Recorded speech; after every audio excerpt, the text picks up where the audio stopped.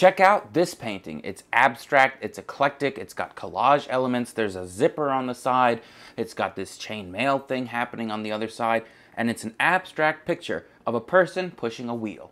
This painting is called Power Wheel, and if you want to see the artist behind this eclectic style, check it out on this episode of The Creative Effort. If anything, one teacher once said, you know, you use all this color and it looks like a circus. And I said, that's fantastic. That's exactly what I'm doing.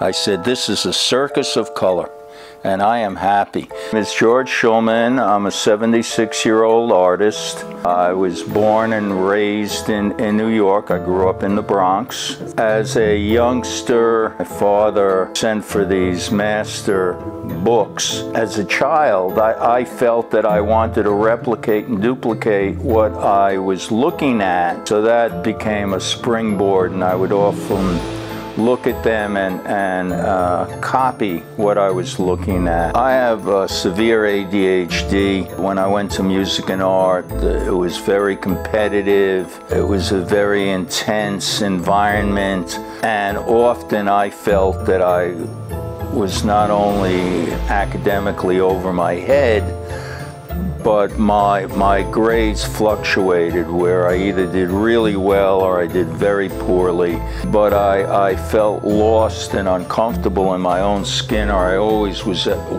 waiting for the other shoe to drop. And so I was so inconsistent that it made me very uncomfortable in that environment. The other thing is that in the context of the art, I was considered, if not the best in the school, amongst the best, but I still hadn't found my voice. At the time, I was too facile, and I was taking too many things from other influences in art. And once that went through me, and I could use the influence spatially, but my things didn't look like the other guy's things, but looked more like my own things, good things started happening. Because I started doing things using my own methods and templates and voice and guide. And that was a insightful time to figure out how to integrate the drawing with the painting, what I in color in with the drawing, and I was able to assimilate the two.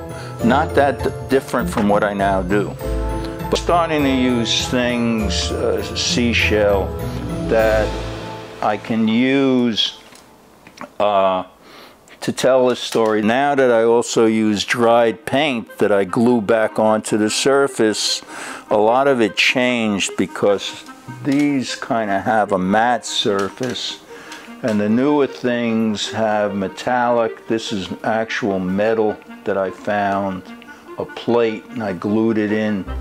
If you looked at it this close, and I used gold leaf, and this is a shell that I found at the beach. And so I'm starting to incorporate these things. This is a milk bottle cap that we found on the beach. One has to do with the eyes of God and Picasso, and he's always with us. The lips, eyes, shell. This is about Picasso and my love of the Guernica. And I use this to do that. And that, even though it's linear, but it's sculptured, I don't know of anyone that did something like this to articulate it without drawing it in and painting. You have the figure, this bottom, the leg, then the head.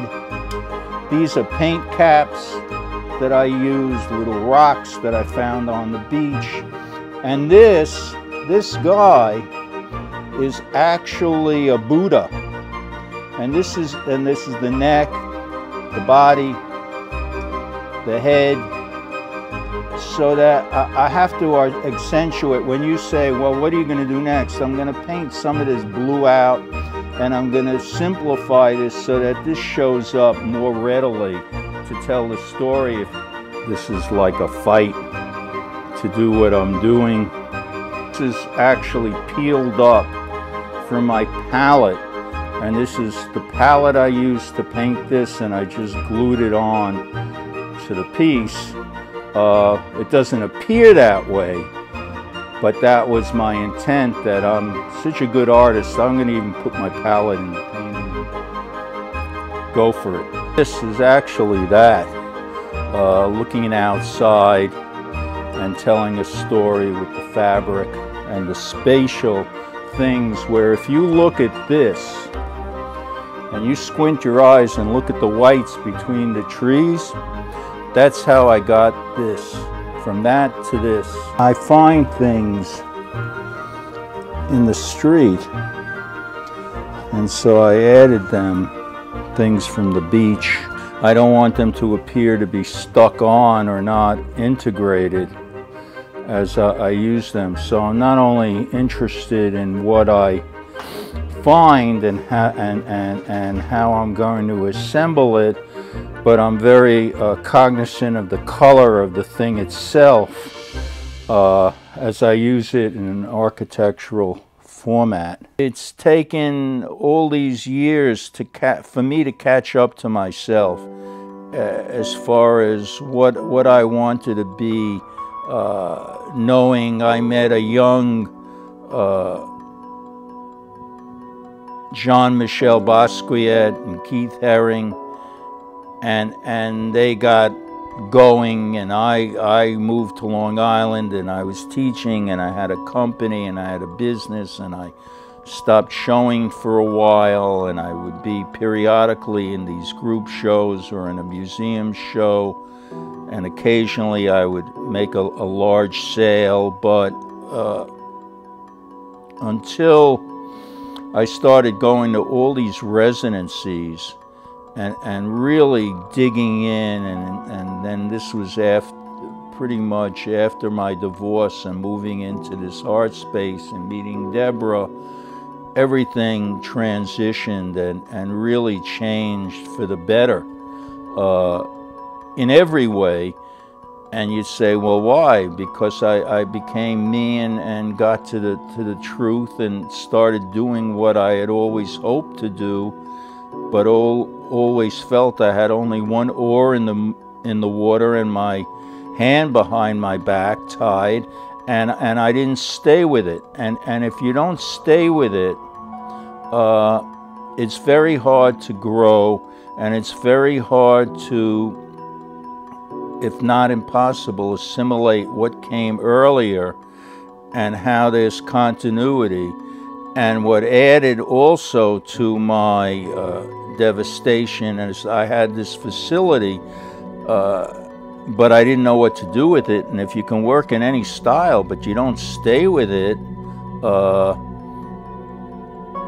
not only does it appear to be, you are conflicted, and my aesthetic was pretty much all over the place. And if I had something to show to a dealer, they weren't consistent, and so it made marketing me virtually impossible. And I realized it was when I spoke in my own voice that I was totally in love with what I was doing, and that I was taking risks, but enjoying and not worrying about outcomes.